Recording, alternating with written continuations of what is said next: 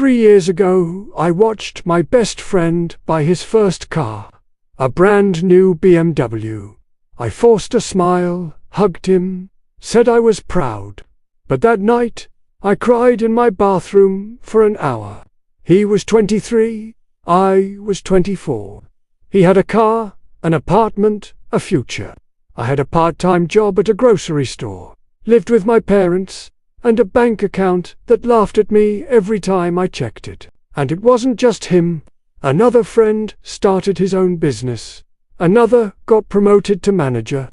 Another moved to London for his dream job. They were all moving forward, and I was standing still. Actually, I was moving backward. While they were building lives, I was building excuses. And, the worst part, I had no one to blame but myself. Every morning, I would wake up and scroll through Instagram.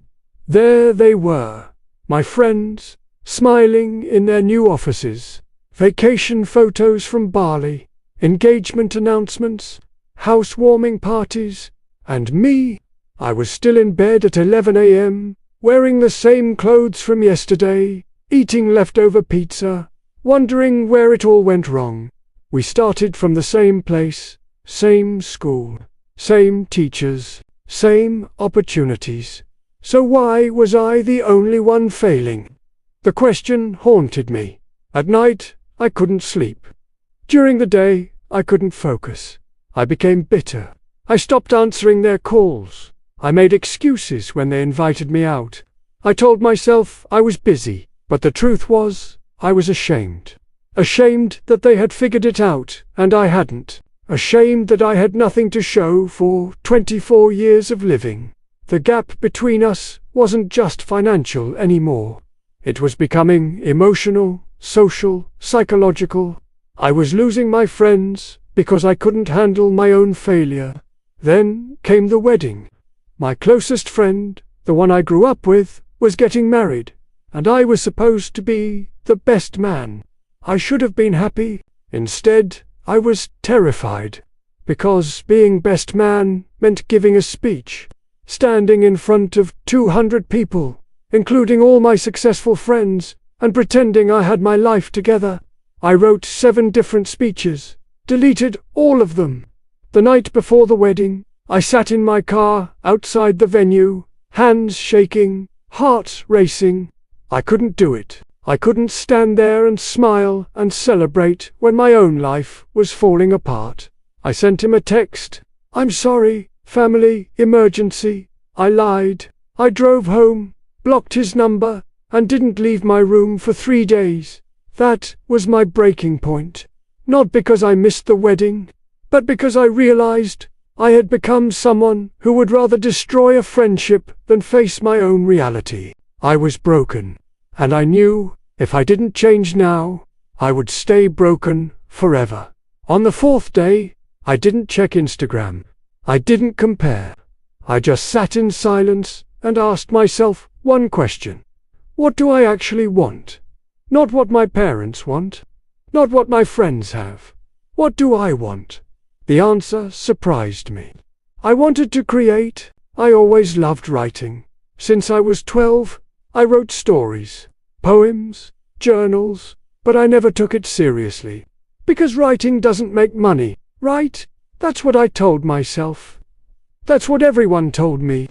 But sitting there, alone, with nothing left to lose, I decided to try.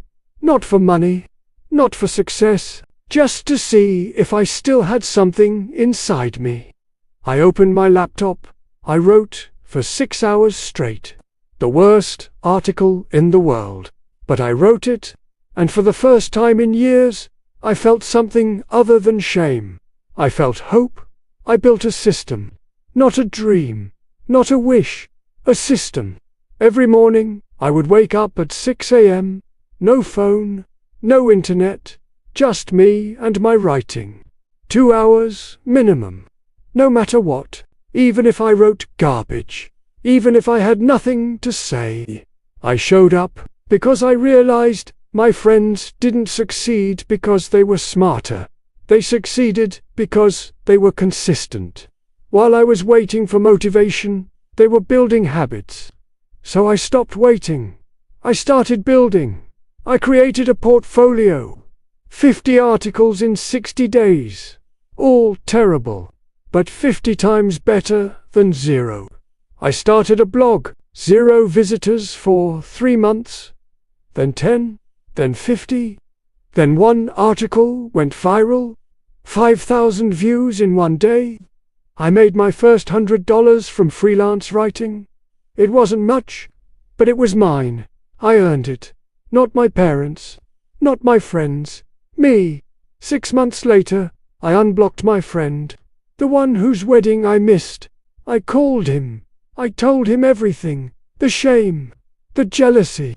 The lies. I expected anger. Instead, he said, I knew. I always knew. I was waiting for you to come back. We met for coffee. And for the first time, I didn't compare. I didn't measure my life against his. I just listened.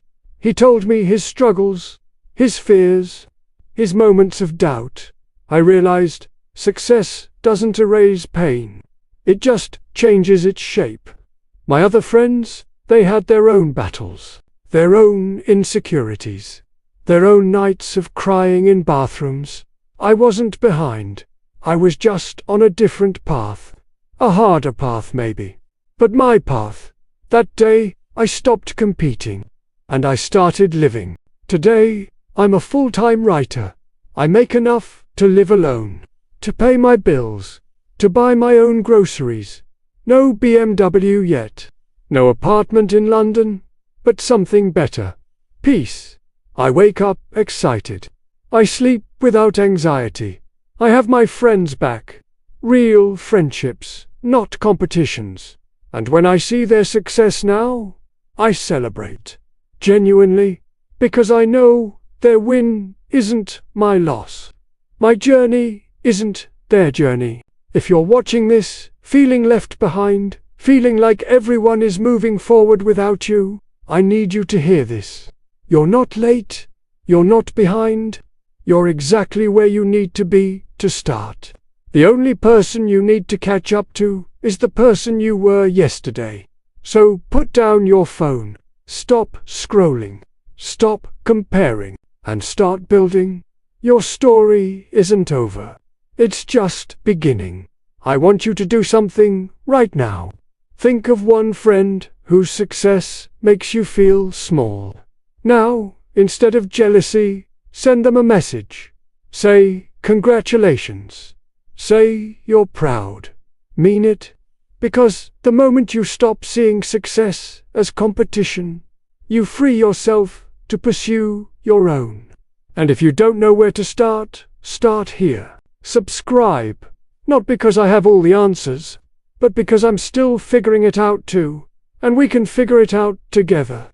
One day, one habit, one small win at a time. You've got this. I believe in you. Now go, believe in yourself.